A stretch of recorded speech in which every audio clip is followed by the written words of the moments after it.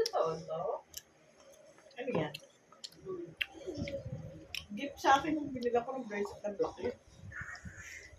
Hindi siguro. Alam, pwede niya yung gawin sa pintas. Ay! Papasok niya. Para sisingin. Nakikita niya mama yung kwintas ni Mary my husband. Dalawa.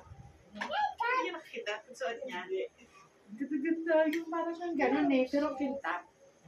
Isang white gold, isang gold. Where's up, Oren? Siniliyak mo si J1. Pag nakaano siya, yung pag gano'n. Nadamit eh.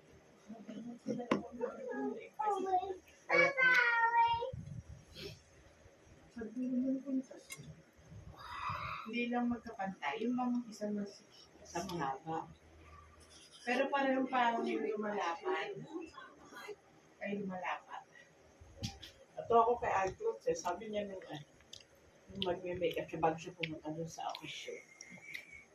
Wala doon kasi gabi. Ganyan. So baka baka i-date ako ng asawa. Oo nga eh. Sabi niya, naku, asa pa. Tapos tinukso niya uli nung nasa kotse na. I-date tayo. Tapos natataw na siya. Inuwi siya. Hindi naman sa nanay niya. Diba? Bulagta si Bakrat sa nanay. Sa nanay niya, bet ko may toyo siya nun eh. Oo, hindi ko eh.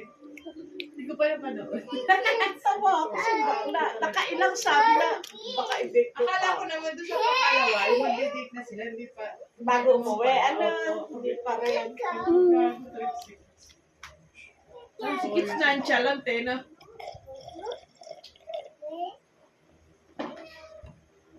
Lagi na nang bigo si Alcrox. So, di ba na Valentine's Day na?